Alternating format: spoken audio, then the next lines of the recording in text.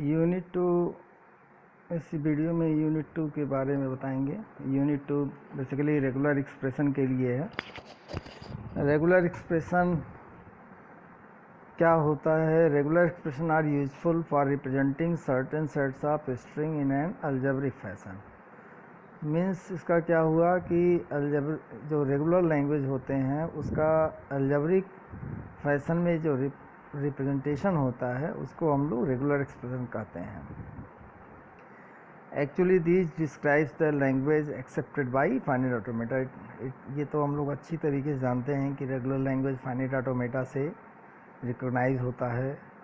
तो सिंपल एक लाइन का डेफिनेशन है कि regular expression is just another representation of regular language in the form of algebraic fashion। तो ये डेफिनेशन आप लोग ध्यान रखिएगा। उसके बाद यहाँ पे the formal recursive definition of regular expression।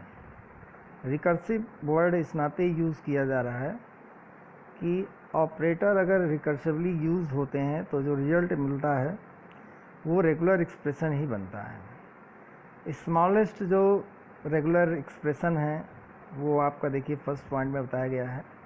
Any terminal symbols that is an element of summation symbol comma null comma phi are regular expression. तो every symbols in the set of terminal symbol is alone a regular expression, and null is also regular expression, and phi is also regular expression. When we view a small a belongs to set of terminal symbols as a regular expression, we denote it by bold, that is a। अब ये तो book to book very करता है, कोई ज़रूरी नहीं कि आप हमेशा बोल्ड लेटर में ही लिखें या आपको बोल्ड लेटर में ही लिखा मिले, ऐसा कोई ज़रूरी नहीं है। ये केवल आप बुक्स टू बुक वेरी करता है। ये के मिश्रा को मैंने रेफ़र किया है तो वहाँ पे ऐसा लिखा गया है, ऐसा कोई ज़रूरी नहीं है। अब रिकर्सन की बात करते हैं तो रिकर्सिव जो वर्ड यूज़ हुआ है उसको जस्टिफाई किया जाए तो देखिए ये रिकर्सिव वर्ड जो यूज़ हुआ है उसको इसका जस्टिफिकेशन आपको सेकंड पॉइंट के बाद ही मिलेगा। तो जैसे यहाँ पे सेकंड पॉइंट में लिखा गया है R1 R2 are two regular expression, then R1 plus R2 is also a regular expression. For example अगर R1 की वैल्यू स्मॉल a है, R2 की वैल्यू स्मॉल b है, then a plus b will be also a regular expression. Suppose that R1 की value a plus b है और R2 की वैल्यू bb है और आप इन दोनों ब्रैकेट को ऐड कर दीजिए प्लस से और कर दीजिए, प्लस का बेसिकली मतलब और से है, तो जो रिजल्ट मिलेगा वो भी रेगुलर एक्सप्रेशन होगा। तो यहीं पे देखिए रिकर्सिवली का सेंस आता है कि आप जो ऑपरेटर्स हैं उनको एक के बाद दूसरी बार तीसरी बार यूज़ करते जा रहे हैं, लेकिन आपको जो रिजल्ट मिल रहा है अल्टीमेटली रेगुलर एक्सप्रेशन ही है। इन सेम वे R1 R2 का अगर कॉन्कर्डिनेशन करते हैं तो भी जो रिजल्ट मिलता है वो रेगुलर एक्सप्रेशन होता है।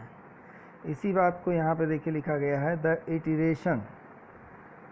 इसी तरह की बात रिटीरेशन आर एस्ट्रिक मतलब है कि अगर आर रेगुलर एक्सप्रेशन है तो आर का क्लोजर जो होगा या इटरेशन जो होगा वो रेगुलर एक्सप्रेशन होगा। फिफ्थ पॉइंट में देखिए लिखा गया है अगर आर एक रेगुलर एक्सप्रेशन है, अगर उसको विद इन पैरेंथेसिस के अंदर क्लोज कर दिया जाए तो भी रिजल्ट आपका रेगुलर एक्सप्रेशन ही होता है। सिक्स्थ पॉइंट में the regular expression over summation symbol are precisely those obtained recursively by application of the rule 1 to 5 once or several times. तो वो जो रिजल्ट होगा वो रेगुलर एक्सप्रेशन ही होगा। अब यहाँ पे सेवरल टाइम्स की बात जब कर रहे हैं तो वही रिकर्सन का सेंस आ जा रहा है कि आपने एक रेगुलर एक्सप्रेशन बनाया a प्लस बी, अब आपका मन हुआ एक और रेगुलर एक्सप्रेशन बनाए ए बी, फिर इनको चाहे प्लस कर दीजिए चाहे आप कॉन्कर्डिनेट कर दीजिए, तो जो रिजल्ट मिलेगा वो भी रेगुलर एक्सप्रेशन ही होगा। Means we are free to use any number of times operators but ultimately we will get regular expression. तो रिकर्सिव का सेंस यही है, रिकर्सिव वर्ड जो यूज़ हुआ उसका जस्टिफिकेशन यही है। नेक्स्ट देखिए एक इम्पॉर्टेंट टॉपिक है hierarchy of operation. Basically we will use 3 operators in regular expression: closure, concatenation and union. But they have their hierarchy, means priority order in same way as in mathematics of the operators. तो जो सबसे ज़्यादा highest priority का होता है वो closure होता है, और उसके बाद कॉन्केटनेशन होता है, फिर यूनियन होता है. तो जब भी आप लिखिए, और ये एनालोगस लिखा गया है मैथमेटिक्स का अर्थमेटिक में, कि अर्थमेटिक में जो रोल एक्सपोनेंशिएशन प्ले करता है वही यहाँ पे क्लोज़र, और मल्टीप्लिकेशन यहाँ पे कॉन्केटनेशन की तरह से है, एडिशन यूनियन है. तो जिस इस ऑर्डर में आप यहाँ पे प्रियोरिटी असाइन करते हैं और यहाँ पे भी वही ऑर्डर है. तो जब भी हम किसी रेगुलर एक्सप्रेशन को सॉल्व करते हैं तो फर्स्ट ऑफ ऑल हम लोग क्लोजर सॉल्व करते हैं, then concatenation and in last union. और ये मेंशन ज़रूर करिए कि this is the order of priority. इसमें मैंने एरो नहीं बनाया है, but you have to mention order of priority and right here this is order of priority. यहाँ पे order of priority आप मेंशन कर दीजिए कि order of priority है. इससे क्लियर हो जाएगा कि यूनियन का सबसे कम है, कॉन्केटनेशन का उससे ज़्यादा, क्लोजर का सबसे ज़्यादा. तो ये क्वेश्चन इम्पॉर्टेंट है, एग्ज़ाम में पूछा भी जाता है, इसको ध्यान रखिएगा. कुछ एग्जाम्पल यहाँ पे दिए गए हैं कि जैसे set form, set builder form, और अभी आपने रेगुलर एक्सप्रेशन फॉर्म पढ़ा. तो बहुत सारे फॉर्म हैं रेगुलर लैंग्वेज को रिप्रेजेंट करने के, कम से कम ये 3 तो हमेशा यूज होते फ्रीक्वेंटली. तो इसमें एक फॉर्म से दूसरे फॉर्म में कैसे कन्वर्ट करते हैं वो चीज़ हमें सीखना है. ये तो क्लियर हो गया कि ये 3 जो ज़्यादा पॉपुलर फॉर्म हैं जिसके थ्रू हम रिप्रेजेंट कर सकते हैं. क्योंकि देखिए डिफिनीशन में ये कहा जाता है regular language is just a set, and set we can set of strings with certain rules and regulation. Sets को आप जितने भी तरीके से रिप्रेजेंट कर सकते हैं वो तो है ही, रोस्टर फॉर्म है, सेट बिल्डर फॉर्म है, लेकिन इसके अलावा एक यहाँ रेगुलर एक्सप्रेशन फॉर्म मिल गया. तो अब यहाँ पे देखिए जो ब्रैकेट में लिखा गया है वो ए बी बी, एक की स्ट्रिंग है इसके अंदर, ए बी बी ए, ये कॉन्केटनेशन है 4 कैरेक्टर का, और इसी नाते regular expression is equal to A B B A लिखा गया क्योंकि एक ही स्ट्रिंग है. इसमें भी एक ही स्ट्रिंग है, तो रेगुलर एक्सप्रेशन फॉर्म में ऐसे हो गया. यहाँ पे 2 स्ट्रिंग है और ब्रैकेट में लिखा गया है सेट फॉर्म में, तो वो जितने भी एलिमेंट होते हैं वो आर सेंस में होते हैं, इसी नाते उनको आर में कर दिया गया. यहाँ पे रेगुलर एक्सप्रेशन लिखते हैं वो 0 1 + 1 0. ऐसे ही यहाँ पे 3 हैं, इन तीनों को और करके दिखा गया. फिर यहाँ पे 2 हैं, उसको और करके दिखा दिया गया.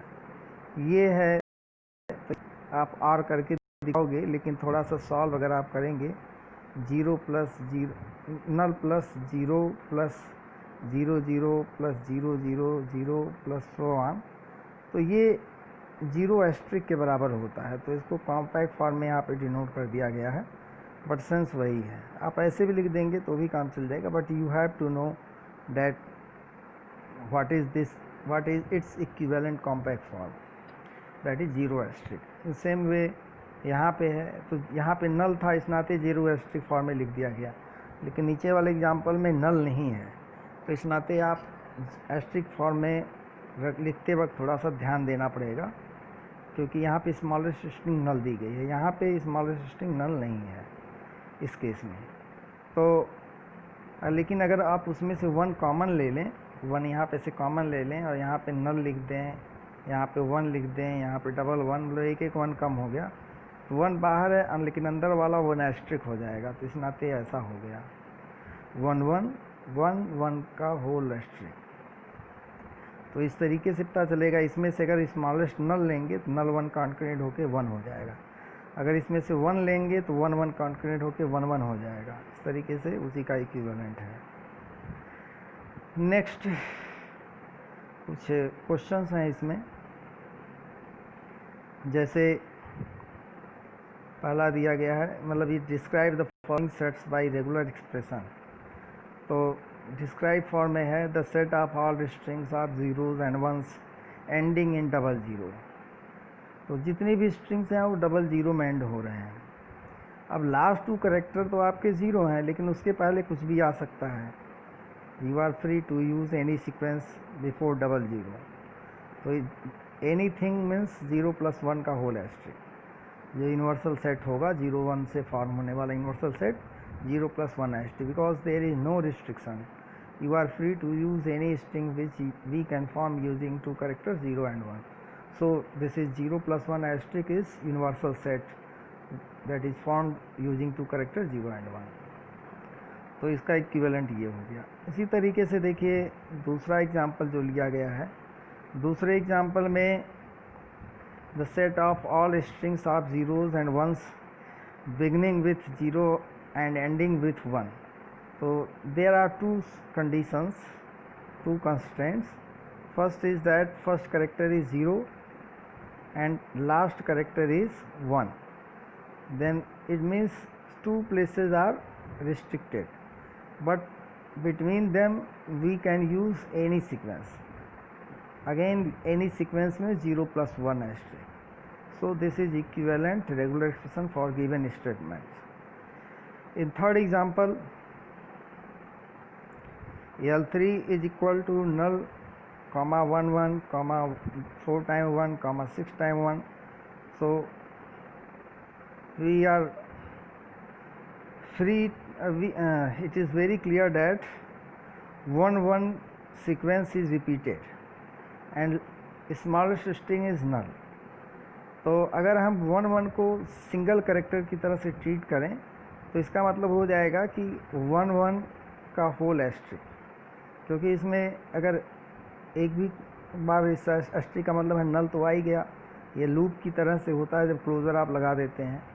तो क्लोज़र लगाने का मतलब होता है कि आप उसका जो बिहेवियर है, जो एक ट्रांजिशन डायग्राम इक्विवेलेंट है, वो इस तरह का बनेगा।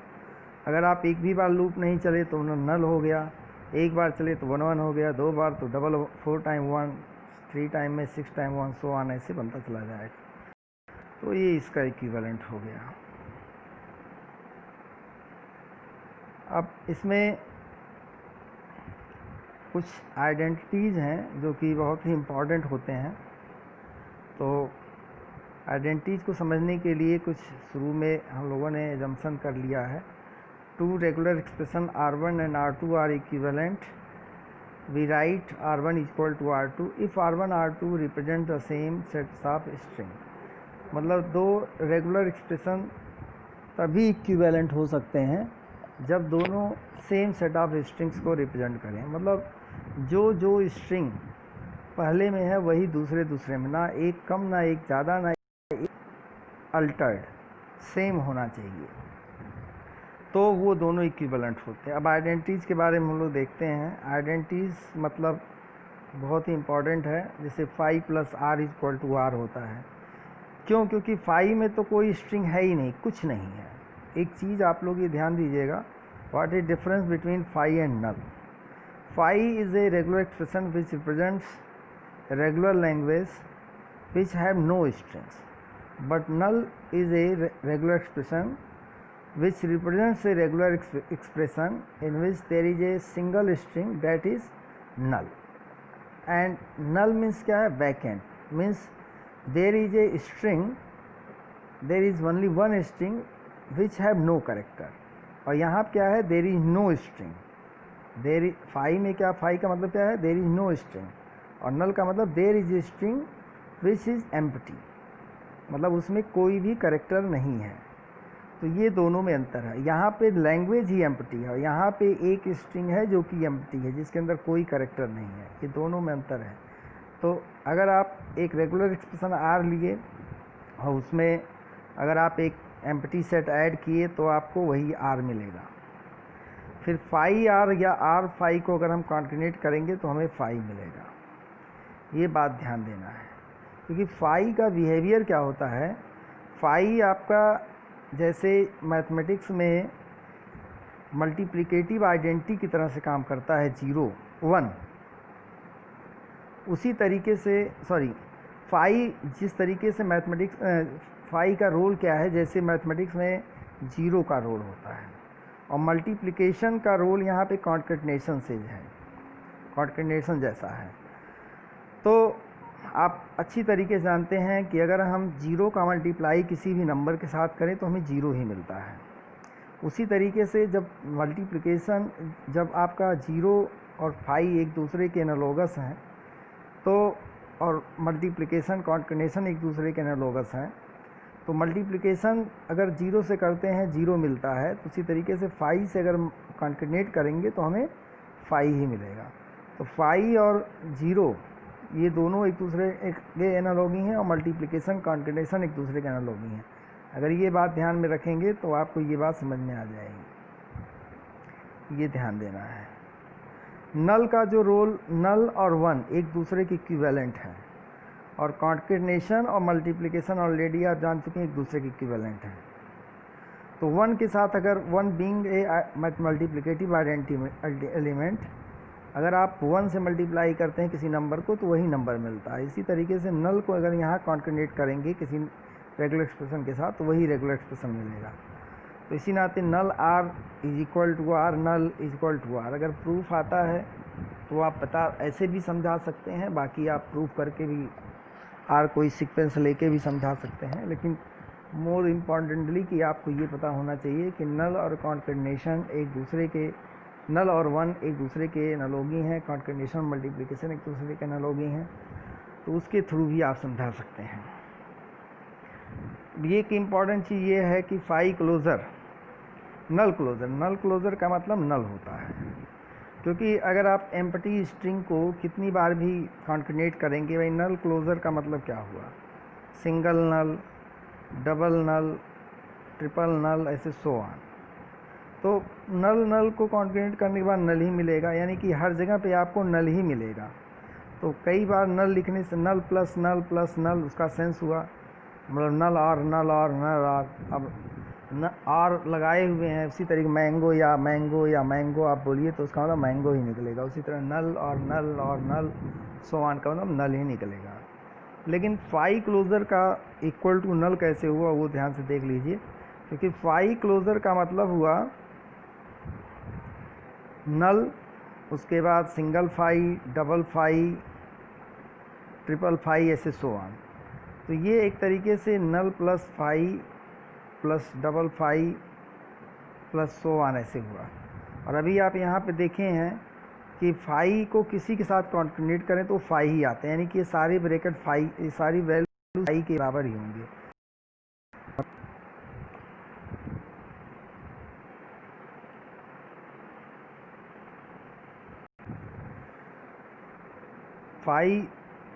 फाई जो था,